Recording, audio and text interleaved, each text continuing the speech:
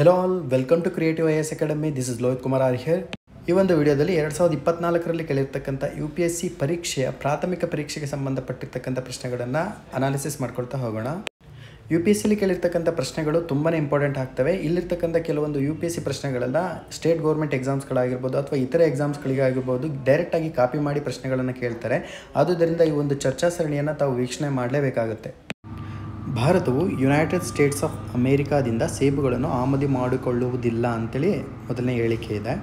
ಭಾರತದಲ್ಲಿ ಸಮರ್ಥ ಪ್ರಾಧಿಕಾರದ ಅನುಮೋದನೆ ಇಲ್ಲದೆ ತಳೀಯವಾಗಿ ಮಾರ್ಪಡಿಸಿದ ಆಹಾರವನ್ನು ಆಮದು ಮಾಡಿಕೊಳ್ಳುವುದು ಕಾನೂನು ನಿಷೇಧ ಅಥವಾ ಕಾನೂನು ಬಾಹಿರ ಅಂತೇಳಿ ನಿಷೇಧ ಮಾಡಲಾಗುತ್ತದೆ ಅಂತೇಳಿ ಎರಡನೇ ಸ್ಟೇಟ್ಮೆಂಟನ್ನು ಕೊಟ್ಟಿದ್ದಾರೆ. ಎರಡನೇ ಸ್ಟೇಟ್ಮೆಂಟ್ ಸರಿಯಾಗಿದೆ. ಫಸ್ಟ್ ಆಫ್ ಆಲ್ ನೋಡಿ, ಸಮರ್ಥ ಪ್ರಾಧಿಕಾರದ ಅನುಮೋದನೆ ಇಲ್ಲದೆ ತಳೀಯವಾಗಿ ಮಾರ್ಪಡಿಸಿದ ಅಂದರೆ ಇದನ್ನು ಬ್ರೀಡನ್ನು ಕೆಲವು ಬಾರಿ ಏನು ಮಾಡಿರ್ತಾರೆ, ಸ್ಪೀಸೀಸನ್ನು ಚೇಂಜ್ ಮಾಡಿರ್ತಾರೆ. ನಾವೀಗ ಜೆನೆಟಿಕಲಿ ಮಾಡಿಫೈಡ್ ಅಂತೇಳಿ ಕರಿತೀವಲ್ವ, ಅಥವಾ ಅದನ್ನು GM ಫುಡ್ ಕ್ರಾಪ್ಸ್ ಅಂತೇಳಿ ಕರಿತೀವಲ್ಲ, ಅವುಗಳನ್ನು ಸ್ಥಳೀಯವಾಗಿ ಮಾರ್ಪಡಿಸಿರ್ತಾರೆ. ಸಮರ್ಥವಾಗಿರ್ತಕ್ಕಂಥ ಪ್ರಾಧಿಕಾರದ ಅನುಮೋದನೆ ಇಲ್ಲದೆ ಅದನ್ನು ಬಳಸೋಂಗಿಲ್ಲ. ಆದುದರಿಂದ ಹೇಳಿಕೆ 2 ಸರಿಯಾಗಿದೆ. ಭಾರತವು ಯುನೈಟೆಡ್ ಸ್ಟೇಟ್ಸ್ ಅಮೇರಿಕಾದಿಂದ ಸೇಬುಗಳನ್ನು ಆಮದು ಮಾಡಿಕೊಳ್ಳುವುದಿಲ್ಲ ಅಂತೇಳಿ ಇದು ತಪ್ಪಿದೆ. ಕಾರಣ ಏನು ಅಂದರೆ, ಯಾವುದೇ ಭಾರತದಂಥ ಅಭಿವೃದ್ಧಿಶೀಲ ರಾಷ್ಟ್ರಗಳು ಇತರೆ ರಾಷ್ಟ್ರಗಳಿಂದ ಸೇಬುಗಳನ್ನು ಆಮದು ಮಾಡಿಕೊಳ್ಳುತ್ತವೆ. ಅದು ದಟ್ ಇಸ್ ದ ಬೇಸಿಕ್ ಆಗಿರ್ತಕ್ಕಂಥ ಮಾಹಿತಿ ಅದು. ಆದುದರಿಂದ ಹೇಳಿಕೆ 1 ಏನಾಗ್ತಾ ಹೋಗುತ್ತೆ, ತಪ್ಪಾಗ್ತಾ ಹೋಗುತ್ತೆ. Hence the right answer will be option D ಅಂತೇಳಿ ನಾವೇನು ಮಾಡ್ಬೋದು, ಕೆಟಗರೈಸ್ ಮಾಡ್ಬೋದಾಗುತ್ತೆ. ಸೊ ಒಂದು ಬಾರಿ ಗ್ಲಾನ್ಸನ್ನು ಮಾಡ್ಕೊಳ್ಳಿ. UPSCಲಿ ಕೇಳಿರ್ತಕ್ಕಂಥ ಪ್ರಶ್ನೆ ಈ ರೀತಿಯಾಗಿ ನಿಮಗೆ ಟ್ರ್ಯಾಪನ್ನು ಮಾಡ್ತಾನೆ. ಗೊತ್ತಾಗ್ತಿದೆಯಾ? ಲೋಕಸಭೆಯು ಸ್ಪೀಕರ್ಗೆ ಸಂಬಂಧಿಸಿದಂತೆ ಈ ಕೆಳಗಿನ ಹೇಳಿಕೆಗಳನ್ನು ಪರಿಗಣಿಸಿ ಅಂತ ಕೇಳಿದ್ದಾರೆ. ಲೋಕಸಭೆಯ ಸ್ಪೀಕರ್ ಪದಚ್ಯುತಿಗೆ ಯಾವುದೇ ನಿರ್ಣಯವನ್ನು ಪರಿಗಣನೆಯಲ್ಲಿದ್ದಾಗ, ಅಂದರೆ ಲೋಕಸಭೆ ಸ್ಪೀಕರ್ ಪದಚ್ಯುತಿಗೆ ಸಂಬಂಧಪಟ್ಟಂತೆ ನಿರ್ಣಯ ಪರಿಗಣನೆಯಲ್ಲಿ ಇದ್ದಂತಹ ಸಂದರ್ಭದಲ್ಲಿ ಈ ಕೆಳಗಿನ ಹೇಳಿಕೆಗಳನ್ನು ನಾವು ಗಮನಿಸ್ಕೊಳ್ಬೇಕಾಗತ್ತೆ. ಅವಳು ಅಧ್ಯಕ್ಷತೆಯನ್ನು ವಹಿಸಬಾರದು ಅಂತೇಳಿದೆ. ಇದು ಯಾವುದು ಸರಿಯಾಗಿದೆ ಅಂತ ಕೇಳಿರೋದ್ರಿಂದ ಇದು ಸರಿ ಇದೆ. ಅವಳು ಮಾತನಾಡುವ ಹಕ್ಕನ್ನು ಹೊಂದಿರುವುದಿಲ್ಲ ಅಂತೇಳಿ ತಪ್ಪಿದೆ. ಆ್ಯಕ್ಚುಲಿ ಅವರಿಗೆ ಮಾತನಾಡ್ತಕ್ಕಂತಹ ಪವರನ್ನು, ಸ್ಪೀಚಿಂಗ್ ಆಗಿರ್ತಕ್ಕಂಥ ರೈಟನ್ನು ಆ ಒಂದು ಸೆಷನಲ್ಲಿ ಅಥವಾ ಲೋಕಸಭೆಯಲ್ಲಿ ನೀಡಲಾಗಿರುತ್ತೆ. ಅವಳು ಅಥವಾ ಅವನು ಮೊದಲು ನಿರ್ದೇಶನದಲ್ಲಿ ನಿರ್ಣಯದ ಮೇಲೆ ಮತ ಚಲಾಯಿಸಲು ಅರ್ಹರಾಗಿರುವುದಿಲ್ಲ ಅಂತೇಳಿ ಕೇಳಿದ್ದಾರೆ. ಸರಿಯಾಗಿರ್ತಕ್ಕಂಥ ಉತ್ತರ option A, right answer. 1 only is the right answer ಆಗುತ್ತೆ. ಮುಂದಿನ ಪ್ರಶ್ನೆ, ಭಾರತದ ಸಂಸತ್ತಿಗೆ ಸಂಬಂಧಿಸಿದಂತೆ ಹೇಳಿಕೆಗಳನ್ನು ಪರಿಗಣಿಸಿ ಅಂತ ಪ್ರಶ್ನೆಯನ್ನು ಕೇಳಿದ್ದಾರೆ. ಪ್ರತಿ ವರ್ಷವೂ ಕೂಡ UPSC ಏನು ಮಾಡುತ್ತೆ ಅಂದರೆ ಇಂಡಿಯನ್ ಪಾರ್ಲಿಮೆಂಟಿಗೆ ಸಂಬಂಧಪಟ್ಟಂತೆ ಪ್ರಶ್ನೆಯನ್ನು ಕೇಳ್ತಾನೆ ಬಂದಿದೆ. ಆದ್ದರಿಂದ ಪಾರ್ಲಿಮೆಂಟ್ ಚಾಪ್ಟರ್ ಏನಿದೆಯಲ್ಲ, ಪೊಲಿಟಿಯಲ್ಲಿ ತುಂಬಾ ಇಂಪಾರ್ಟೆಂಟ್ ಆಗುತ್ತೆ. ಇಲ್ಲಿ ಸರಿಯಾಗಿರ್ತಕ್ಕಂಥ ಉತ್ತರವನ್ನು ನಾವು ಗಮನಿಸಿದಾಗ, ಲೋಕಸಭೆಯಲ್ಲಿ ಬಾಕಿ ಉಳಿದಿರುವ ಮಸೂದೆಯು ಲೋಕಸಭೆ ವಿಸರ್ಜನೆಯ ನಂತರ ಅಂತ್ಯಗೊಳ್ಳುತ್ತದೆ ಅಂತ ಕೇಳಿದರೆ, ಸರಿಯಾಗಿರ್ತಕ್ಕಂಥ ಸ್ಟೇಟ್ಮೆಂಟ್ ಕೊಟ್ಟಿರೋದ್ರಿಂದ ಬಾಕಿ ಉಳಿದಿರ್ತಕ್ಕಂಥ ಮಸೂದೆ ಲೋಕಸಭೆ ವಿಸರ್ಜನೆ ನಂತರ ಅಂತ್ಯಗೊಳ್ಳುತ್ತದೆ ಅಂತ ಸರಿ ಇದೆ. ಲೋಕಸಭೆಯಿಂದ ಅಂಗೀಕರಿಸಲ್ಪಟ್ಟ ರಾಜ್ಯಸಭೆಯಲ್ಲಿ ಬಾಕಿ ಉಳಿದಿರುವ ಮಸೂದೆಯು ಲೋಕಸಭೆಯ ವಿಸರ್ಜನೆಯ ನಂತರ ಅಂತ್ಯಗೊಳ್ಳುತ್ತದೆ ಅಂತೇಳಿ ಇದು ಕೂಡ ಸರಿ ಇದೆ. ಲೋಕಸಭೆಯ ವಿಸರ್ಜನೆಯ ನಂತರ ಸದನಗಳನ್ನು ಜಂಟಿ ಅಧಿವೇಶನಕ್ಕೆ ಕರೆಸಿಕೊಳ್ಳುವ ಉದ್ದೇಶವನ್ನು ಭಾರತದ ರಾಷ್ಟ್ರಪತಿಗಳು ಸೂಚಿಸಿದ ಮಸೂದೆಯಾಗಿದೆ ಅಂತೇಳಿದೆಯಲ್ಲ, ಇದೇನಾಗ್ತಾ ಹೋಗುತ್ತೆ, ತಪ್ಪಾಗ್ತಾ ಹೋಗುತ್ತೆ. ವಿಸರ್ಜನೆಯ ನಂತರ ಯಾವುದೇ ರೀತಿಯಾಗಿರ್ತಕ್ಕಂಥ ಜಾಯಿಂಟ್ ಸೆಷನ್ ಇರೋದಿಲ್ಲ. ಒಂದು ಬಾರಿ ಗ್ಲಾನ್ಸ್ ಮಾಡ್ಕೊಳ್ಳಿ. The right answer will be option B ಆಗುತ್ತೆ. ಮುಂದಿನ ಪ್ರಶ್ನೆ, ಭಾರತದ ಸಂಸತ್ತಿಗೆ ಸಂಬಂಧಿಸಿದಂತೆ ಕೆಳಗಿನ ಹೇಳಿಕೆಗಳನ್ನು ನಾವೇನು ಮಾಡಬೇಕು, ಪರಿಗಣಿಸಬೇಕಂತೆ. ಸರಿಯಾಗಿರ್ತಕ್ಕಂಥ ಉತ್ತರವನ್ನು ಐಡೆಂಟಿಫೈ ಮಾಡಬೇಕಾಗತ್ತೆ.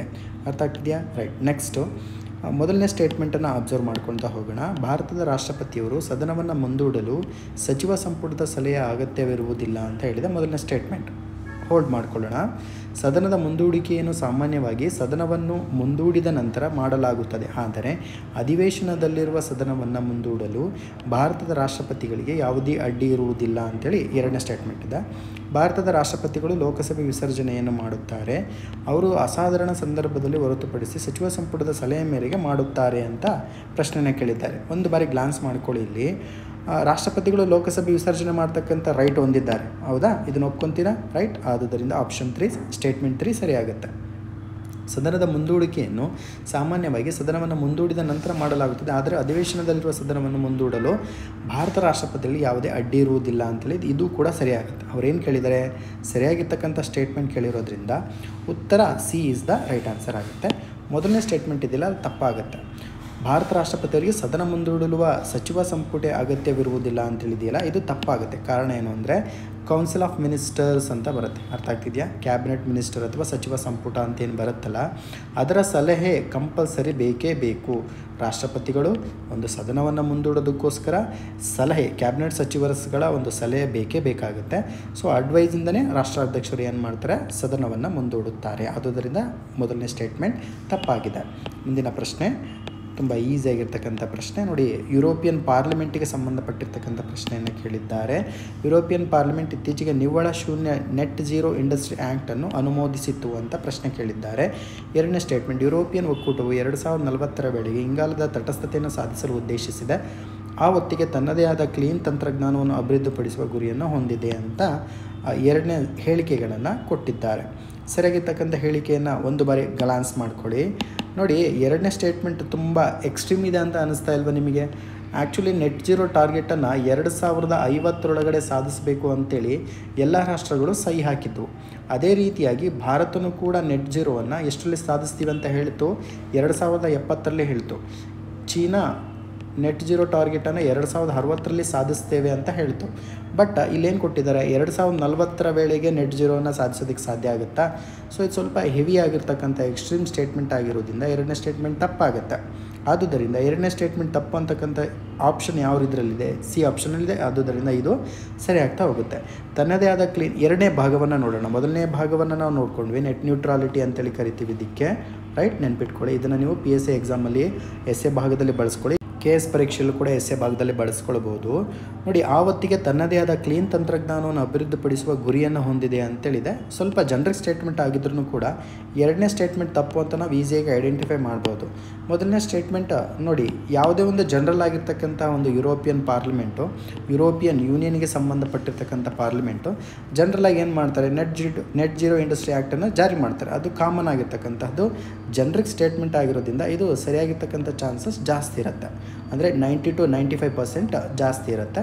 ಇದನ್ನು ಅಕ್ಯುರಸಿ ಲೆವೆಲಲ್ಲಿ ನೀವು ಅಲ್ಲೇ ಎಕ್ಸಾಮಲ್ಲಿ ಡಿಸೈಡ್ ಮಾಡಬೇಕಾಗುತ್ತೆ. ಆದುದರಿಂದ the right answer will be option C ಅಂತಲೇ ನಾವು ಕನ್ಸಿಡರ್ ಮಾಡ್ಬೋದಾಗುತ್ತೆ. ಮುಂದಿನ ಪ್ರಶ್ನೆಯನ್ನು ಅಬ್ಸರ್ವ್ ಮಾಡಿ. ಈ ಕೆಳಗಿನ ಹೇಳಿಕೆಗಳನ್ನು ಪರಿಗಣಿಸಿ ಅಂತ ಕೇಳಿದ್ದಾರೆ. ಹೇಳಿಕೆ 1, ಇತ್ತೀಚೆಗೆ ವೆನೆಜುವೆಲಾ ತನ್ನ ಆರ್ಥಿಕ ಬಿಕ್ಕಟ್ಟಿನಿಂದ ಶೀಘ್ರವಾಗಿ ಚೇತರಿಸಿಕೊಂಡಿದೆ ಮತ್ತು ಇತರ ದೇಶಗಳಿಗೆ ಪಲಾಯನ ವಲಸೆ ಹೋಗುವುದನ್ನು ತಡೆಯುವುದರಲ್ಲಿ ಯಶಸ್ವಿಯಾಗಿದೆ ಅಂತ ಕೇಳಿದ್ದಾರೆ. ವೆನೆಜುವೆಲಾ ವಿಶ್ವದ ಅತಿದೊಡ್ಡ ತೈಲ ನಿಕ್ಷೇಪಗಳನ್ನು ಹೊಂದಿದೆ ಅಂತ ಕೇಳಿದ್ದಾರೆ. ಇಲ್ಲಿ ಸರಿಯಾಗಿರ್ತಕ್ಕಂಥ ಉತ್ತರವನ್ನು ಅಬ್ಸರ್ವ್ ಮಾಡ್ಕೊಂಡಾಗ ಹೇಳಿಕೆ 1 ಇದೆಯಲ್ಲ ಅದು ತಪ್ಪಾಗಿದೆ, ಹೇಳಿಕೆ 2 ಇದೆಯಲ್ಲ ಅದು ಸರಿಯಾಗಿದೆ ಅಂತೇಳಿ ಇದೆ. Option D is the right answer ಆಗುತ್ತೆ. ಯಾಕೆಂದರೆ ವೆನೆಜುವೆಲಾ ವಿಶ್ವದ ಅತ್ಯಂತ ದೊಡ್ಡ ತೈಲ ನಿಕ್ಷೇಪಗಳನ್ನು ಹೊಂದಿರತಕ್ಕಂಥ ರಾಜ್ಯ ಅಂತೇಳಿ ಹೇಳ್ಬೋದು. ಬಟ್ ಇತ್ತೀಚೆಗೆ ವೆನೆಜುವೆಲಾದಲ್ಲಿ ತನ್ನ ಆರ್ಥಿಕ ಬಿಕ್ಕಟ್ಟಿನಿಂದ ಶೀಘ್ರವಾಗಿ ಚೇತರಿಸಿಕೊಂಡಿದೆ ಏನು ಈ ಸ್ಟೇಟ್ಮೆಂಟ್ ಇದೆಯಲ್ಲ ಇದು ತಪ್ಪಾಗ್ತಾ ಹೋಗುತ್ತೆ. ಸರಿಯಾಗಿರ್ತಕ್ಕಂಥ ವಿವರಣೆಯನ್ನು ಕೊಡೋದಿಲ್ಲ. ಅವರು ಸರಿಯಾಗಿರ್ತಕ್ಕಂಥ ವಿವರಣೆಯನ್ನು ಕೇಳಿರೋದ್ರಿಂದ ಸೊ ಇಲ್ಲಿ ಆಪ್ಷನ್ ಡಿ ಅಂತಕ್ಕಂಥದ್ದು ಸರಿಯಾಗ್ತಾ ಹೋಗುತ್ತೆ. ಹೇಳಿಕೆ 1 ತಪ್ಪಾಗಿರ್ತಕ್ಕಂಥದ್ದು ಅಬ್ಸರ್ವ್ ಮಾಡ್ಕೊಳ್ಳಿ. ಟ್ರ್ಯಾಪ್ ಮಾಡ್ತಕ್ಕಂಥದ್ದು ಜಾಸ್ತಿ ಇದೆ UPSCಲಿ, ಒಂದು ಬಾರಿ ಗ್ಲಾನ್ಸ್ ಮಾಡ್ಕೊಳ್ಳಿ. ಡಿಜಿಟಲ್ ಇಂಡಿಯಾ ಲ್ಯಾಂಡ್ ರೆಕಾರ್ಡ್ಸ್ ಆಧುನೀಕರಣ ಕಾರ್ಯಕ್ರಮಕ್ಕೆ ಸಂಬಂಧಿಸಿದಂತೆ ಕೆಳಗಿನ ಹೇಳಿಕೆಗಳನ್ನು ಪರಿಗಣಿಸಬೇಕಂತೆ. ನೋಡಿ, ಈ ಯೋಜನೆಯನ್ನು ಕಾರ್ಯಗತಗೊಳಿಸಲು ಕೇಂದ್ರ ಸರ್ಕಾರವು 100% ಹಣಕಾಸು ಸೌಲಭ್ಯವನ್ನು ಒದಗಿಸುತ್ತದೆ ಅಂತ ಕೇಳಿದ್ದಾರೆ. ಓಕೆ, ಜನರಿಕ್ ಸ್ಟೇಟ್ಮೆಂಟ್ ಆಗಿರೋದ್ರಿಂದ ಅದನ್ನು ಹೋಲ್ಡ್ ಮಾಡಿಟ್ಕೊಳ್ಳೋಣ, ನೋ ಪ್ರಾಬ್ಲಮ್. ಯೋಜನೆಯು ಅಡಿಯಲ್ಲಿ ಕ್ಯಾಡಸ್ಟ್ರಲ್ ನಕ್ಷೆಗಳನ್ನು ಡಿಜಿಟೈಸ್ ಮಾಡಲಾಗಿದೆ ಅಂತ ಕೇಳಿದ್ದಾರೆ. ಓಕೆ, ಜನರಿಕ್ ಸ್ಟೇಟ್ಮೆಂಟ್ ಹೋಲ್ಡ್ ಮಾಡಿಟ್ಕೊಳ್ಳೋಣ. ಸ್ಥಳೀಯ ಭಾಷೆಯಿಂದ ಭಾರತ ಸಂವಿಧಾನವು ಗುರುತಿಸಿರುವ ಯಾವುದೇ ಭಾಷೆಗಳಿಗೆ ಭೂ ದಾಖಲೆಗಳನ್ನು ಲಿಪ್ಯಂತರ ಮಾಡಲು ಉಪಕ್ರಮವನ್ನು ಕೈಗೊಳ್ಳಲಾಗಿದೆ ಅಂತೇಳಿದೆ. ಸೊ ಇದು ಕೂಡ ಜನರಿಕ್ ಸ್ಟೇಟ್ಮೆಂಟ್ ಆಗಿದೆ. ಸೊ ಆದುದರ right answer will be option D ಅಂತೇಳಿ ಕನ್ಸಿಡರ್ ಮಾಡ್ಬೋದು. ಯಾವುದೇ ಸ್ಟೇಟ್ಮೆಂಟಲ್ಲಿ, ಈ 3 ಸ್ಟೇಟ್ಮೆಂಟಲ್ಲಿ ಯಾವುದೂ ಕೂಡ ತೀವ್ರತರವಾಗಿರ್ತಕ್ಕಂಥ ಸ್ಟೇಟ್ಮೆಂಟ್ ಇಲ್ಲ, ಎಕ್ಸ್ಟ್ರೀಮ್ ಸ್ಟೇಟ್ಮೆಂಟ್ ಇಲ್ಲ. ಜೊತೆಗೆ ಡಿಜಿಟಲ್ ಇಂಡಿಯಾ ಲ್ಯಾಂಡ್ ರೆಕಾರ್ಡ್ಸ್ ಅಂತೇಳಿ ಇದೆಯಲ್ಲ, ಇದನ್ನು ಮಾಡರ್ನೈಸೇಷನ್ ಮಾಡಬೇಕಾಗಿರುವಂಥದ್ದು. ಅರ್ಥ ಆಗ್ತಿದೆ ನಿಮಗೆ? ಲ್ಯಾಂಡ್ ರೆಕಾರ್ಡ್ಸ್ ಅಂದರೆ ಯಾವುದಕ್ಕೆ ಸಂಬಂಧಪಡುತ್ತೆ? ಭೂಮಿಗೆ ಸಂಬಂಧಪಟ್ಟಿರ್ತಕ್ಕಂಥ ದಾಖಲೆಗಳನ್ನು ಆಧುನೀಕರಣ ಮಾಡೋದಕ್ಕೆ ಕಾರ್ಯಕ್ರಮ ಜಾರಿ ಮಾಡಿಕೊಂಡಿರುವಂಥದ್ದು. ಸೊ ಇದು ಲಿಪ್ಯಂತರ ಕಾರ್ಯಕ್ರಮವೂ ಕೂಡ ಜನರಿಕ್ ಆಗಿರುವಂಥದ್ದು. ಮುಂದಿನ ಪ್ರಶ್ನೆಯನ್ನು ನೋಡ್ಕೊಳ್ಳಿ. ಪ್ರಧಾನಮಂತ್ರಿ ಸುರಕ್ಷಿತ್ ಮಾತೃತ್ವ ಅಭಿಯಾನವನ್ನು ಉಲ್ಲೇಖಿಸಿ ಈ ಕೆಳಗಿನ ಹೇಳಿಕೆಗಳನ್ನು ಪರಿಗಣಿಸಿ ಅಂತ ಪ್ರಶ್ನೆ ಕೇಳಿದ್ದಾರೆ. 2023 ಕೂಡ ಪ್ರಧಾನಮಂತ್ರಿ ಮಾತೃತ್ವ ಅಭಿಯಾನಕ್ಕೆ ಸಂಬಂಧಪಟ್ಟಂತೆ, ಮಾತೃತ್ವ ಯೋಜನೆಗೆ ಸಂಬಂಧಪಟ್ಟಂತೆ ಪ್ರಶ್ನೆ ಕೇಳಿದ್ರು. ನೋಡಿ, ಈ ಯೋಜನೆಯ ಗರ್ಭಾವಸ್ಥೆಯ 2ನೇ ಮತ್ತು 3ನೇ ತ್ರೈಮಾಸಿಕದಲ್ಲಿ ಮಹಿಳೆಯರಿಗೆ ಪ್ರಸವ ಪೂರ್ವ ಆರೈಕೆಗಳ ಕನಿಷ್ಠ ಪ್ಯಾಕೇಜ್, ಯಾವುದೇ ಸರ್ಕಾರಿ ಆರೋಗ್ಯ ಸೌಲಭ್ಯದಲ್ಲಿ ಹೆರಿಗೆಯ ನಂತರ 6 ತಿಂಗಳ ಆರೋಗ್ಯ ಸೇವೆಯನ್ನು ಖಾತರಿಪಡಿಸುತ್ತದೆ, ಗ್ಯಾರಂಟಿ ಮಾಡುತ್ತೆ ಅಂತ ಕೇಳಿದ್ದಾರೆ. 6 ತಿಂಗಳ ಅಂತ ಕೊಟ್ಟಿರೋದ್ರಿಂದ ಇಲ್ಲಿ ಸ್ವಲ್ಪ ಹೋಲ್ಡ್ ಮಾಡಿಟ್ಕೊಳ್ಳೋಣ. ಮುಂದಿನ ಸ್ಟೇಟ್ಮೆಂಟನ್ನು ನೋಡ್ಕೊಳ್ಳೋಣ. ಈ ಯೋಜನೆ ಅಡಿಯಲ್ಲಿ ಕೆಲವು ವಿಶೇಷತೆಗಳ ಖಾಸಗಿ ವಲಯದ ಆರೋಗ್ಯ ಪೂರೈಕೆದಾರರು ಹತ್ತಿರದ ಸರ್ಕಾರಿ ಆರೋಗ್ಯ ಸೌಲಭ್ಯ ಸೇವೆಗಳನ್ನು ಸ್ವಯಂ ಪ್ರೇರಿತವಾಗಿ ಒದಗಿಸಬಹುದು ಅಂತೇಳಿದೆ. ಇದು ಜನರಿಕ್ ಸ್ಟೇಟ್ಮೆಂಟ್ ಇದೆ. ಇದು ಸರಿ ಅಂತ ಕನ್ಸಿಡರ್ ಮಾಡ್ಬೋದು. ಬಟ್ ಅವರು ಕನಿಷ್ಠ ಪ್ಯಾಕೇಜ್ ಮತ್ತು ಯಾವುದೇ ಸರ್ಕಾರಿ ಆರೋಗ್ಯ ಸೌಲಭ್ಯದಲ್ಲಿ ಹೆರಿಗೆಯ ನಂತರದ 6 ತಿಂಗಳ ಅಂತೇಳಿದೆ. ಅಂದರೆ 6 ಮಂತ್, ಹೆರಿಗೆ ಆದ ನಂತರ 6 ಮಂತ್ ಆಗಿರ್ತಕ್ಕಂಥ ಸೇವೆಯನ್ನು ಕೊಡಲಾಗ್ತಕ್ಕಂಥದ್ದು ಸ್ವಲ್ಪ ಎಕ್ಸ್ಟ್ರೀಮ್ ಆಗಿರೋದ್ರಿಂದ ಈ ಸ್ಟೇಟ್ಮೆಂಟ್ ತಪ್ಪು ಅಂತ ನಾವು ಕನ್ಸಿಡರ್ ಮಾಡ್ಬೋದು. Option B is the right answer. ಮುಂದಿನ ಪ್ರಶ್ನೆಯನ್ನು ಗಮನಿಸ್ಕೊಳ್ಳಿ. ಪ್ರಧಾನಮಂತ್ರಿ ಶ್ರಮಯೋಗಿ ಮಾನ್ಧನ್ ಯೋಜನೆ ಅಂತೇಳಿದೆ. ಇದು 2019ರಿಂದಲೂ ಕೂಡ ತುಂಬ ಸುದ್ದಿಲಿದೆ. ಈ ಯೋಜನೆ ಅಡಿಯಲ್ಲಿ ನೋಂದಣಿಗೊಳ್ಳಲು ಕನಿಷ್ಠ ವಯೋಮಿತಿ 21ರಿಂದ 40 ವರ್ಷಗಳು ಅಂತೇಳಿದೆ. ಒಂದು ಬಾರಿ ನೋಡ್ಕೊಳ್ಳೋಣ. ವಯಸ್ಸಿನ ನಿರ್ದಿಷ್ಟ ಕೊಡುಗೆಯನ್ನು ಫಲಾನುಭವಿಯಿಂದ ಮಾಡಲಾಗುವುದು ಅಂತೇಳಿದೆ. ಓಕೆ, ಈ ಯೋಜನೆ ಅಡಿಯಲ್ಲಿ 60 ವರ್ಷ ವಯಸ್ಸಿನ ನಂತರ ಪ್ರತಿ ಚಂದಾರು ಪ್ರತಿ ತಿಂಗಳಿಗೆ 3,000 ರು ಕನಿಷ್ಠ ಪಿಂಚಣಿಯನ್ನು ಪಡೆಯುತ್ತಾರೆ ಅಂತೇಳಿದೆ. ಇದು ಜನರಿಕ್ ಆಗಿದೆ. ಒಂದು ಬಾರಿ ಗ್ಲಾನ್ಸ್ ಮಾಡ್ಕೊಳ್ಳಿ. ರೈಟ್, ಕುಟುಂಬ ಪಿಂಚಣಿಯು ಸಂಗಾತಿಗೆ ಮತ್ತು ಅವಿವಾಹಿತ ಹೆಣ್ಣು ಮಕ್ಕಳಿಗೆ ಅನ್ವಯಿಸುತ್ತದೆ ಅಂತೇಳಿ ಪ್ರಶ್ನೆ ಕೇಳಿದ್ದಾರೆ.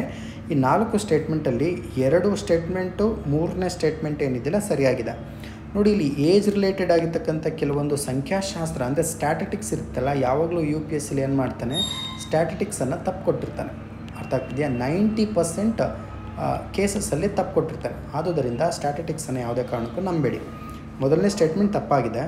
2ನೇ ಸ್ಟೇಟ್ಮೆಂಟ್ ನೋಡ್ಕೊಳ್ಳಿ. ಕುಟುಂಬ ಪಿಂಚಣಿಯು ಸಂಗಾತಿಗೆ, ಪಾರ್ಟ್ನರಿಗೆ ಅವಿವಾಹಿತವಾಗಿರ್ತಕ್ಕಂಥ ಹೆಣ್ಣು ಮಕ್ಕಳಿಗೆ ಅನ್ವಯಿಸುತ್ತದೆ ಅಂತೇಳಿದೆ. ಇದು ತಪ್ಪಾಗ್ತಾ ಹೋಗುತ್ತೆ. ಅವಿವಾಹಿತ ಹೆಣ್ಣು ಮಕ್ಕಳಿಗೆ ಅಪ್ಲೈ ಆಗೋದಿಲ್ಲ. ಆಪ್ಷನ್ 4 ತಪ್ಪಾಯಿತು ಅಂದ ತಕ್ಷಣ ನಿಮಗೆ ಇಲ್ಲಿ ಮೊದಲನೇ ಆಪ್ಷನ್ ಮತ್ತು D option gone. So the right answer will be option B. ಮೊದಲನೇ ಹೇಳಿಕೆ, ಭೂಮಂಡಲದ ವಿಕಿರಣಕ್ಕಿಂತ ಒಳಬರುವ ಸೌರ ವಿಕಿರಣದಿಂದ ವಾತಾವರಣವು ಹೆಚ್ಚು ಬಿಸಿಯಾಗಿರುತ್ತದೆ. ಮೊದಲನೇ ಸ್ಟೇಟ್ಮೆಂಟ್. ವಾತಾವರಣದಲ್ಲಿರುವ ಕಾರ್ಬನ್ ಡೈಆಕ್ಸೈಡ್ ಮತ್ತು ಇತರ ಹಸಿರು ಅನಿಲಗಳು ದೀರ್ಘ ತರಂಗ ವಿಕಿರಣವನ್ನು ಉತ್ತಮವಾಗಿ ಹೀರಿಕೊಳ್ಳುತ್ತವೆ. ಈ ಮೇಲಿನ ಹೇಳಿಕೆಗಳನ್ನು ಯಾವುದು ಸರಿ ಅಂತೇಳಿ ಐಡೆಂಟಿಫೈ ಮಾಡಬೇಕು. ನೋಡಿ, ಇಲ್ಲಿ ಮೊದಲನೇ ಹೇಳಿಕೆ ಏನಿದೆಯಲ್ಲ ಅದು ಈಸಿಯಾಗಿ ನಾವೇನು ಮಾಡ್ಬೋದು, ತಪ್ಪು ಅಂತೇಳಿ ಕೆಟಗರೈಸ್ ಮಾಡ್ಬೋದು. ಅರ್ಥ ಆಗ್ತಿದೆಯಾ? ಒಳಬರುವ ಅವ್ರೇನು ಕೇಳಿದ್ದಾರೆ, ಭೂಮಂಡಲದ ವಿಕಿರಣಕ್ಕಿಂತ ಸೌರ ವಿಕಿರಣದಿಂದ ವಾತಾವರಣ ಹೆಚ್ಚು ಬಿಸಿಯಾಗುತ್ತದೆ ಅಂತೇಳಿ ಕೇಳಿದಲ್ಲ, ಇದು ತಪ್ಪಾಗುತ್ತೆ. ರೈಟ್, 2ನೇ ಸ್ಟೇಟ್ಮೆಂಟ್ ನೋಡ್ಕೊಳ್ಳೋಣ. ನೋಡಿ, ಅವರು ವಾತಾವರಣದಲ್ಲಿರುವ ಕಾರ್ಬನ್ ಡೈಆಕ್ಸೈಡ್ ಮತ್ತು ಇತರ ಹಸಿರುಮನೆ ಅನಿಲಗಳು ದೀರ್ಘ ತರಂಗ ಏಕೀಕರಣವನ್ನು ಉತ್ತಮವಾಗಿ ಹೀರಿಕೊಳ್ಳುತ್ತವೆ ಅಂತೇಳಿ ಹೇಳಿದ್ದಾರೆ. ಇದು ಕೂಡ ಸರಿಯಾಗಿದೆ. ನೋಡಿ, ಅವ್ರು ಏನು ಹೇಳ್ತಿದ್ದಾರೆ ಅಂದರೆ ತುಂಬ ಸಿಂಪಲಾಗಿ ಹೇಳ್ತೀನಿ ನೋಡ್ಕೊಳ್ಳಿ. ವಾತಾವರಣದಲ್ಲಿ CO2 ಇರುತ್ತೆ, ಇದರ ಜೊತೆಗೆ ಗ್ರೀನ್ ಹೌಸ್ ಗ್ಯಾಸಸ್ ಇರುತ್ತೆ. ಅರ್ಥ ಆಗ್ತಿದೆಯಾ? ನಾವು ಹಸಿರುಮನೆ ಅನಿಲಗಳು ಅಂತೇಳಿ ಕರಿತೀವಿ. ಇವರು ವಾತಾವರಣದಲ್ಲಿ ಇರ್ತಕ್ಕಂತಹ ಲಾಂಗ್ ರೇಂಜ್ ವೇವ್ಸ್ಗಳನ್ನು ಅಥವಾ ಲಾಂಗ್ ರೇಂಜ್ ಆಗಿರ್ತಕ್ಕಂತಹ ಕಿರಣಗಳನ್ನು ದೀರ್ಘ ವಲಯದ ಲಾಂಗ್ ರೇಂಜ್ ವೇವ್ಸ್ ಅಂತೇಳಿ ಕರಿತೀವಿ, ಅಥವಾ ವಿಕಿರಣಗಳು ಅಂತಲೂ ಕೂಡ ಕರಿತೀವಿ. ಇವುಗಳನ್ನು ಅಬ್ಸರ್ವ್ ಮಾಡ್ಕೊಳ್ತವೆ. ಯಾವ್ಯಾವು? CO2 ಮತ್ತು ಗ್ರೀನ್ ಹೌಸ್ ಗ್ಯಾಸಸ್ ಅಂತೇಳಿ ಕೇಳಿದ್ದಾರೆ ಅವರು. ಸೊ ಆದುದರಿಂದ ಈ ಸ್ಟೇಟ್ಮೆಂಟು ಸರಿ ಆಗ್ತಾ ಹೋಗುತ್ತೆ. ಅದೇ ರೀತಿಯಾಗಿ ಇನ್ನೊಂದು ಪಾಯಿಂಟ್ ಇದೆ, ನೆನ್ಪಿಟ್ಕೊಳ್ಳಿ. ರೈಟ್, ಇದು ಸೂರ್ಯ ಅಂದರೆ ಸನ್ ಅಂತ ನಾವು ಕನ್ಸಿಡರ್ ಮಾಡೋಣ. ಇದನ್ನು ಭೂಮಿ ಅಂತೇಳಿ ನಾವು ಕನ್ಸಿಡರ್ ಮಾಡೋಣ. ರೈಟ್, ನೋಡಿ, ಸೌರ ವಿಕಿರಣದಿಂದ ಅಂದರೆ ಸೂರ್ಯನಿಂದ ಬರ್ತಕ್ಕಂಥ ವಿಕಿರಣಗಳೇನಿದ್ದಾವಲ್ಲ, ಇವುಗಳು ಭೂಮಿಗೆ ಟಚ್ ಆಗಿಬಿಟ್ಟು ಎಗೇನ್ ಭೂಮಿ ಏನು ಮಾಡುತ್ತೆ, ಅವುಗಳನ್ನು ಹೊರ ಹಾಕುತ್ತೆ. ಅರ್ಥ ಆಗ್ತಿದೆಯಾ? ಹೊರ ಹಾಕಿದ್ದಾಗ ಅಂದರೆ ಮತ್ತೆ ವಾಪಸ್ಸು ವಾತಾವರಣಕ್ಕೆ ಕಳಿಸಿದಂತಹ ಸಂದರ್ಭದಲ್ಲಿ ಭೂಮಿ ಅಷ್ಟರ ಮಟ್ಟಿಗೆ ತಂಪಾಗೋದಿತ್ತು, ಅಂದರೆ ಅಷ್ಟರ ಮಟ್ಟಿಗೆ ಹೀಟ್ ಆಗೋದಿಲ್ಲ, ಬಿಸಿ ಆಗೋದಿಲ್ಲ, ತನ್ನ ತಾಪಮಾನವನ್ನು ನ್ಯೂಟ್ರಲಾಗಿ ಇಟ್ಕೊಂಡಿರುತ್ತೆ. ಯಾವಾಗ ಈ ಭೂಮಿಗೆ ಬಿದ್ದಿರ್ತಕ್ಕಂತಹ ಸೂರ್ಯನ ವಿಕಿರಣಗಳು ಹೊರ ಹಾಕೋದಕ್ಕೆ ಆಗೋದಿಲ್ವೋ ಆ ಸಂದರ್ಭದಲ್ಲಿ ಭೂಮಿ ಏನಾಗ್ತಾ ಹೋಗುತ್ತೆ, ಬಿಸಿ ಹೆಚ್ಚಾಗ್ತಾ ಹೋಗುತ್ತೆ. ಹಾಗಾದರೆ ಭೂಮಿಯಿಂದ ವಿಕಿರಣಗಳು ಹೊರ ಹೋಗೋದಕ್ಕೆ ಸಾಧ್ಯ ಆಗದೇ ರೀತಿಯಲ್ಲಿ ತಡಿತಕ್ಕಂತಹ ವಿಕಿರಣಗಳನ್ನು ನಾವು ಗ್ರೀನ್ ಹೌಸ್ ಗ್ಯಾಸಸ್ ಅಂತ ಕರಿತೀವಿ. ಸಿಂಪಲಾಗಿ ಹಸಿರು ಮನೆ ಅನಿಲಗಳು ಅಂತ ಕರಿತೀವಿ. ನೆನ್ಪಿಟ್ಕೊಳ್ಳಿ, ಎಕ್ಸಾಮಲ್ಲಿ ಕೇಳ್ತಾನೆ. ರೈಟ್, ಈ ಹಸಿರು ಮನೆ ಅನಿಲಗಳು ಹೆಚ್ಚು ಹೊರಹಾಕೋದ್ರಿಂದ ಭೂಮಿಯ ತಾಪ ಹೆಚ್ಚಾಗ್ತಾ ಹೋಗುತ್ತೆ. ಇದು ಬೇಸಿಕ್ ಆಗಿರ್ತಕ್ಕಂಥ ಮಾಹಿತಿ. ಅವ್ರು ಏನು ಹೇಳಿದ್ದಾರೆ ಅಂದರೆ, ಸೂರ್ಯನಿಂದ ಬರ್ತಕ್ಕಂತಹ ತಾಪದಿಂದ ಅತಿ ಹೆಚ್ಚು ಭೂಮಿ ಬಿಸಿಯಾಗುತ್ತೆ ಅಂತ ಕೇಳಿದ್ದಾರೆ. ಆ್ಯಕ್ಚುಲಿ ಅದು ತಪ್ಪಾಗುತ್ತೆ. ಕಾರಣ ಏನು ಅಂದರೆ, ಭೂಮಿ ಸೂರ್ಯನಿಂದ ಬಂದಿರತಕ್ಕಂಥ ವಿಕಿರಣಗಳನ್ನು ಹೊರಹಾಕದೇ ಇದ್ದಂತಹ ಸಂದರ್ಭದಲ್ಲಿ ಭೂಮಿಯಿಂದ ಬರ್ತಕ್ಕಂಥ ವಿಕಿರಣಗಳು ಆ್ಯಕ್ಚುಲಿ ಏನಾಗ್ತಾ ಹೋಗುತ್ತೆ, ಹೆಚ್ಚಾಗ್ತಾ ಹೋಗುತ್ತೆ. ಟಾಪಿಕ್ ಅರ್ಥ ಆಗಲಿಲ್ಲ ಅಂದರೆ ಇನ್ನೊಂದು ಸಲ ರಿವೈಂಡ್ ಮಾಡಿಬಿಟ್ಟು ಕೇಳಿಸ್ಕೊಳ್ಬೇಕು. ಮುಂದಿನ ಪ್ರಶ್ನೆ, ಈ ಕೆಳಗಿನ ಹೇಳಿಕೆಗಳನ್ನು ಪರಿಗಣಿಸಿ. ಧ್ರುವ ಪ್ರದೇಶಗಳಿಗೆ ಹೋಲಿಸಿದರೆ ಸಂಭಾಜಕೃತ ಪ್ರದೇಶದಲ್ಲಿ ಟ್ರೋಪೋಸ್ಪಿಯರ್ನ ಗಾತ್ರವು ಹೆಚ್ಚಿರುತ್ತದೆ ಅಂತ ಇದೆ. ಸಮಭಾಜಕ ವೃತ್ತ ಪ್ರದೇಶದಲ್ಲಿ ಸಂವಹನ ಮಾರುತಗಳು ಶಾಖವನ್ನು ಬಲವಾದ ಹೆಚ್ಚಿನ ಎತ್ತರಕ್ಕೆ ಸಾಗಿಸುತ್ತವೆ ಅಂತ ಪ್ರಶ್ನೆ ಕೇಳಿದ್ದಾರೆ. ತುಂಬ ಈಸಿಯಾಗಿರ್ತಕ್ಕಂಥದ್ದು. ಎರಡೂ ಸ್ಟೇಟ್ಮೆಂಟ್ಗಳು ಕೂಡ ಸರಿ ಇದೆ, ರೈಟ್.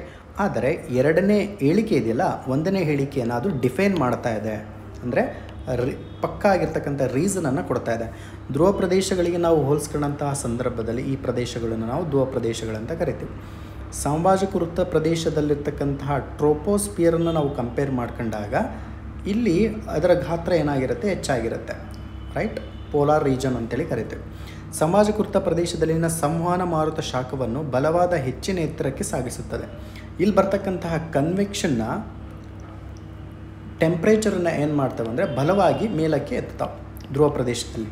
ಕಾರಣ ಏನು ಅಂದರೆ ಇಲ್ಲಿ ಮ್ಯಾಗ್ನೆಟಿಕ್ ಫೋರ್ಸು ಹೆಚ್ಚಾಗಿರುತ್ತೆ. ಬೇಸಿಕ್ ಆಗಿರ್ತಕ್ಕಂಥ ಮಾಹಿತಿ ಇದು. ಯಾರು NCERTಯಲ್ಲಿ ಸೈನ್ಸ್ ಬುಕ್ಸನ್ನು NCERTಯನ್ನು ಯಾರು ಓದಿದಿರೋ ಈ ಒಂದು ಪ್ರಶ್ನೆಗೆ ಸರಿಯಾಗಿರ್ತಕ್ಕಂಥ ಉತ್ತರವನ್ನು ತಾವು ನೀಡಬಹುದು. Option A is the right answer. ಮುಂದಿನ ಪ್ರಶ್ನೆ ಈ ರೀತಿಯಾಗಿದೆ. ಕೆಳಗಿನ ಹೇಳಿಕೆಗಳನ್ನು ಪರಿಗಣಿಸಿ. ಪೈರೋಕ್ಲಾಸ್ಟಿಕ್ ಅವಶೇಷಗಳು, ಬೂದಿ ಮತ್ತು ಧೂಳು, ಸಾರಜನಕ ಸಂಯುಕ್ತಗಳು, ಸಲ್ಫರ್ ಸಂಯುಕ್ತಗಳು ಅಂತ ಕೇಳಿದ್ದಾರೆ. ಮೇಲಿನವುಗಳಲ್ಲಿ ಎಷ್ಟು ಜ್ವಾಲಾಮುಖಿ ಸ್ಫೋಟಕಗಳ ಉತ್ಪನ್ನವಾಗಿದೆ ಅಂತ ಪ್ರಶ್ನೆ ಕೇಳಿದ್ದಾರೆ. ನೋಡಿ, ಇಲ್ಲಿ ಡಿ ಆಪ್ಷನ್ ಇದೆಯಲ್ಲ, ಇದು ಸರಿ ಆಗ್ತಾ ಹೋಗುತ್ತೆ. ಯಾಕೆಂದರೆ ಎಲ್ಲವೂ ಕೂಡ ಜ್ವಾಲಾಮುಖಿಯಿಂದ ರಚನೆ ಆಗಿರ್ತಕ್ಕಂತಹ ಉತ್ಪನ್ನಗಳು ಅಂತ ನಾವು ಕನ್ಸಿಡರ್ ಮಾಡ್ಬೋದಾಗುತ್ತೆ. ಯಾವಾಗಲೂ ಒಂದು ತಿಳ್ಕೊಳ್ಳಿ, UPSC ಯಾವಾಗಲೂ ಕೂಡ ಭೂಕಂಪ ಮತ್ತು ಜ್ವಾಲಾಮುಖಿ ಇವುಗಳ ಮೇಲೆ ಪ್ರತಿ ವರ್ಷವೂ ಕೂಡ ಪ್ರಶ್ನೆಯನ್ನು ಕೇಳಿದ್ದಾನೆ. ಮುಂದಿನ ಪ್ರಶ್ನೆ, ಜನವರಿ ತಿಂಗಳಿನಲ್ಲಿ ಐಸೋಥರ್ಮಲ್ ನಕ್ಷೆಗಳಿಂದ ಕೆಳಗಿನವುಗಳಲ್ಲಿ ಯಾವುವು ಸರಿಯಾದ ತೀರ್ಮಾನ ಊಹೆಗಳು ಅಂತೇಳಿ ಪ್ರಶ್ನೆಯನ್ನು ಕೇಳಿದ್ದಾನೆ. ನೋಡಿ, ಇಲ್ಲಿ ಐಸೋಥರ್ಮ್ಗಳು ಸಮುದ್ರ ಭಾಗದಲ್ಲಿ ಉತ್ತರಕ್ಕೆ ಮತ್ತು ಭೂಖಂಡದ ದಕ್ಷಿಣಕ್ಕೆ ತಿರುಗುತ್ತವೆ ಅಂತೇಳಿದೆ. ಈ ಸ್ಟೇಟ್ಮೆಂಟ್ ಆ್ಯಕ್ಚುಲಿ ಸರಿಯಾಗಿದೆ. ಅವರು ಸರಿಯಾಗಿರ್ತಕ್ಕಂಥ ಉತ್ತರವನ್ನು ಆಯ್ಕೆ ಮಾಡಿ ಅಂತ ಕೇಳಿರೋದ್ರಿಂದ ಮೊದಲನೇ ಸ್ಟೇಟ್ಮೆಂಟ್ ಸರಿಯಾಗಿದೆ. ಆದುದರಿಂದ ಆಪ್ಷನ್ ಎ ಸರಿಯಾಗ್ತಾ ಹೋಗುತ್ತೆ. ಶೀತ ಸಾಗರ ಪ್ರವಾಹಗಳ ಅಂದರೆ ಕೋಲ್ಡ್ ಓಷನ್ ಕರೆಂಟ್ ಅಂತೇಳಿ ಕರಿತೀವಿ. ಕೋಲ್ಡ್ ಓಷನ್ ಅಂತ ಕರೆಂಟ್ ಅಂತ ಕರಿತೀವಿ. ಉಪಸ್ಥಿತಿ ಗಲ್ಫ್ ಸ್ಟ್ರೀಮ್ ಮತ್ತು ಉತ್ತರ ಅಟ್ಲಾಂಟಿಕ್ ಡ್ರಿಫ್ಟ್ ಉತ್ತರ ಅಟ್ಲಾಂಟಿಕ್ ಸಾಗರವನ್ನು ತಂಪಾಗಿಸುತ್ತದೆ ಮತ್ತು ಐಸೋಥರ್ಮ್ಗಳು ಉತ್ತರದ ಕಡೆಗೆ ಬಾಗುತ್ತವೆ ಅಂತೇಳಿ ಕೇಳಿದ್ದಾರೆ. ಆ್ಯಕ್ಚುಲಿ ಇದೇನಾಗ್ತಾ ಹೋಗುತ್ತೆ, ತಪ್ಪಾಗ್ತಾ ಹೋಗುತ್ತೆ. So the right answer will be option A is the right one. ಮುಂದಿನ ಪ್ರಶ್ನೆ, ಈ ಕೆಳಗಿನ ಯಾವ ದೇಶವು 2 ದೊಡ್ಡ ಕೋಕೋ ಉತ್ಪಾದಕ ರಾಷ್ಟ್ರಗಳೆಂದು ಪ್ರಸಿದ್ಧವಾಗಿದೆ ಅಂತ ಪ್ರಶ್ನೆ ಕೇಳಿದ್ದಾರೆ. ಇಲ್ಲೊಂದು ಚಿಕ್ಕದಾಗಿರ್ತಕ್ಕಂತಹ ಅಡ್ವೈಸನ್ನು ಕೊಡ್ತೀನಿ. ನೋಡಿ, ಪ್ರತಿದಿನವೂ ಕೂಡ ಒಂದು 20 ರಿಂದ 25 ನಿಮಿಷ ನೀವು ಏನು ಮಾಡಬೇಕಾಗತ್ತೆ ಅಂದರೆ ಪ್ರತಿದಿನ ನೀವೇನು ಮಾಡಬೇಕು, ಅಟ್ಲಾಸನ್ನು ಓದಬೇಕಾಗತ್ತೆ. ತುಂಬಾ ಇಂಪಾರ್ಟೆಂಟ್ ಆಗಿರ್ತಕ್ಕಂಥದ್ದು ಅಟ್ಲಾಸ್ ಅಂತಕ್ಕಂಥದ್ದು. ಯಾಕೆ ಅಂದರೆ ವರ್ಲ್ಡ್ ಜಿಯೋಗ್ರಫಿಗೆ ಸಂಬಂಧಪಟ್ಟಂತೆ ಪ್ರಪಂಚದ ಎಲ್ಲ ರಾಷ್ಟ್ರಗಳ ಬಗ್ಗೆ ಒಂದು ಕ್ಲಿಯರ್ ಕಟ್ ಆಗಿರ್ತಕ್ಕಂಥ ವ್ಯೂ ನಮಗೆ ಗೊತ್ತಾಗ್ತಾ ಹೋಗುತ್ತೆ.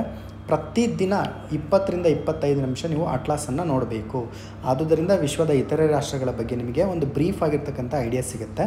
ನೋಡಿ, ಇಲ್ಲಿ ಕೋಟ್ ಡಿ ಐವರಿ ಮತ್ತು ಗಾನಾ ಅಂತೇಳಿ ರಾಷ್ಟ್ರ ಇದೆಯಲ್ಲ, ಇವು ಇಡೀ ಪ್ರಪಂಚದಲ್ಲಿ ಅತಿ ಹೆಚ್ಚು ಕೋಕೋ ಅನ್ನು ಉತ್ಪಾದನೆ ಮಾಡ್ತಕ್ಕಂತಹ ರಾಷ್ಟ್ರಗಳು ಅಂತ ನಾವು ಸರಿಯಾಗಿರ್ತಕ್ಕಂಥ ಉತ್ತರವನ್ನು ನಾವು ನೆನ್ಪಿಟ್ಕೊಳ್ಬೇಕಾಗುತ್ತೆ. ನೋಡಿ, ಈ ಒಂದು ಮಾಹಿತಿ ನಿಮಗೆ ಅಟ್ಲಾಸಲ್ಲಿ ಸಿಗುತ್ತೆ. ಈಸಿಯಾಗಿ ಐಡೆಂಟಿಫೈ ಮಾಡ್ಬೋದು, ನೆನ್ಪಿಟ್ಕೊಳ್ಳಿ. ಹಿಮಾಲಯದ ನದಿಗಳು ಪಶ್ಚಿಮದಿಂದ ಪೂರ್ವಕ್ಕೆ ಪ್ರಯಾಗ್ರಾಜ್ನ ಕೆಳಭಾಗದಲ್ಲಿ ಗಂಗಾವನ್ನು ಸೇರುವುದಕ್ಕೆ ಸಂಬಂಧಿಸಿದಂತೆ ಈ ಕೆಳಗಿನ ಯಾವ ಅನುಕ್ರಮವು ಸರಿಯಾಗಿದೆ ಅಂತ ಪ್ರಶ್ನೆ ಕೇಳಿದ್ದಾರೆ. ನೋಡಿ, ಇಲ್ಲಿ ಗೋಮ್ತಿ, ಘಾಗ್ರಾ, ಗಂಡಕ್, ಕೋಸಿ ಅಂತೇಳಿದೆಯಲ್ಲ, ಇದು ಸರಿಯಾಗ್ತಾ ಹೋಗುತ್ತೆ. ಕೋಸಿ ಈ ವಿಭಾಗದಲ್ಲಿ ಬಂದು ಸೇರಿದ್ರೆ, ಗಂಡಕ್ ಈ ವಿಭಾಗದಲ್ಲಿ ಬಂದು ಸೇರಿದರೆ, ಗೋಮ್ತಿ ಈ ವಿಭಾಗದಲ್ಲಿ ಬಂದು ಸೇರಿದರೆ, ಘಾಗ್ರಾ ಈ ವಿಭಾಗದಲ್ಲಿ ಬಂದು ಸೇರಿದರೆ, ಗೋಮ್ತಿ ಈ ರೀತಿಯಾಗಿ ಬಂದು ಗಂಗಾ ನದಿಗೆ ಬಂದುಬಿಟ್ಟು ಸೇರ್ತಾ ಹೋಗುತ್ತೆ. So the right answer will be option B. Okay, quickly go through the next one. ಈ ಕೆಳಗಿನ ಹೇಳಿಕೆಗಳನ್ನು ಪರಿಗಣಿಸಿ. ಶಿಲೆಗಳ ಶಿಥಿಲೀಕರಣಕ್ಕೆ ಮಳೆಯು ಒಂದು ಕಾರಣ ಅಂತೇಳಿ ಪ್ರಶ್ನೆ ಕೇಳಿದ್ದಾರೆ. ಇದು ಅಬ್ಸಲ್ಯೂಟ್ಲಿ ಸರಿಯಾಗುತ್ತೆ. ಮಳೆ ನೀರು ಇಂಗಾಲದ ಡೈಆಕ್ಸೈಡನ್ನು ಹೊಂದಿರುತ್ತದೆ ಅಂತ ಹೇಳಿದೆ. ಓಕೆ, ಒಂದ್ಸಲ ಪಾಸ್ ಮಾಡಿ ನೋಡ್ಕೊಳ್ಳೋಣ. ಹೇಳಿಕೆ 3ರಲ್ಲಿ ಏನಿದೆ, ಮಳೆ ನೀರು ವಾತಾವರಣದ ಆಮ್ಲಜನಕವನ್ನು ಹೊಂದಿರುತ್ತದೆ ಅಂತ ಕೇಳಿದ್ದಾರೆ. 3 ರೀತಿಯಾಗಿರ್ತಕ್ಕಂಥ ಸ್ಟೇಟ್ಮೆಂಟನ್ನು ಅಬ್ಸರ್ವ್ ಮಾಡ್ಕೊಂಡಾಗ ನಮಗೆ 2 ಮತ್ತು 3 ಏನಿದಾವಲ್ಲ ಸರಿಯಾಗಿದೆ. ಹೇಳಿಕೆ 1ಅನ್ನು ವಿವರಿಸುತ್ತದೆ ಅಂತ ಕೇಳಿದ್ದಾರೆ. ಓಕೆನಾ? ನೋಡಿ, ಇಲ್ಲಿ ಒಂದು ಬಾರಿ ಗ್ಲಾನ್ಸ್ ಮಾಡ್ಕೊಳ್ಳಿ.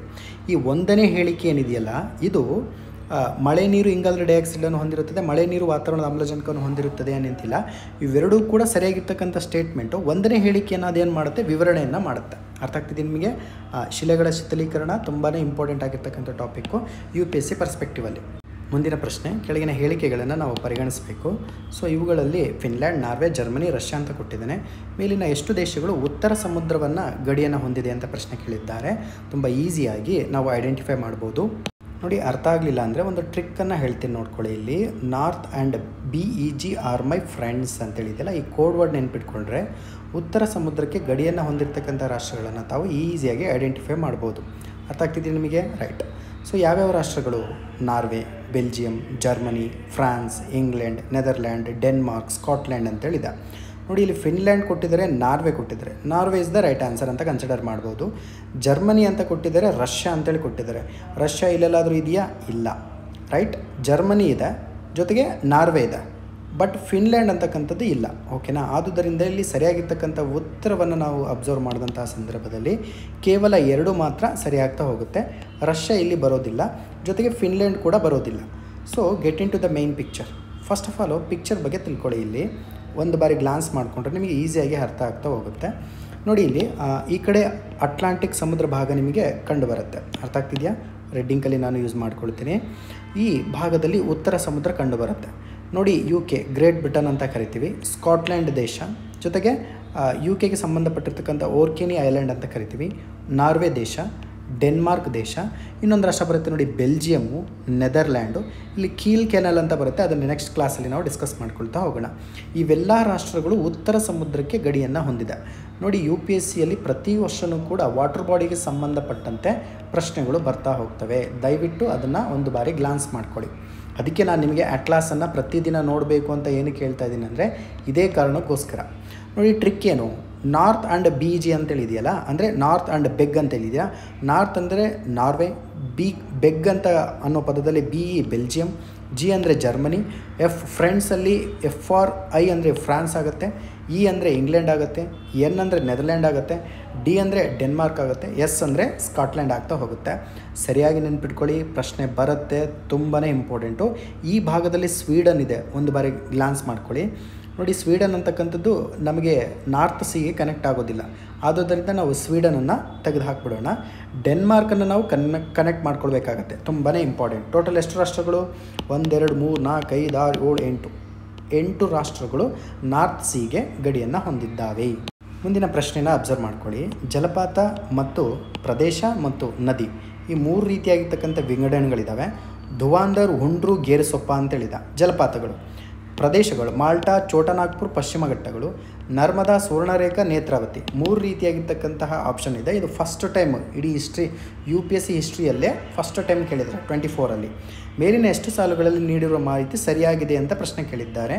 ಕೇವಲ 1 ಮಾತ್ರ ಸರಿಯಾಗಿದೆ, ಉಳಿದಿರ್ತಕ್ಕಂಥ ಎಲ್ಲದೂ ಕೂಡ ತಪ್ಪಾಗ್ತಾ ಹೋಗುತ್ತೆ.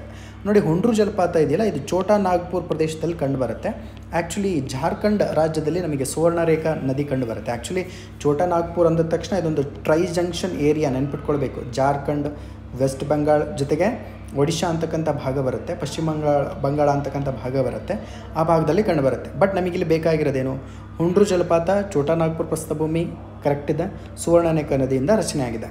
ಧುವಾಂಧರ್ ನದಿ ಏನಿದೆಯಲ್ಲ, ಜಲಪಾತ ಏನಿದೆಯಲ್ಲ, ಅದು ನರ್ಮದಾ ನದಿ ಹೌದು, ಬಟ್ ಪ್ರದೇಶ ಮಾಲ್ಟಾ ಬರೋದಿಲ್ಲ. ದಕ್ಕನ್ ಪ್ರಸ್ಥಭೂಮಿ ಮತ್ತು ಮಾಳ್ವಾ ಪ್ರಸ್ಥಭೂಮಿ ಅಂತ 2 ಪ್ರದೇಶ ಬರುತ್ತೆ.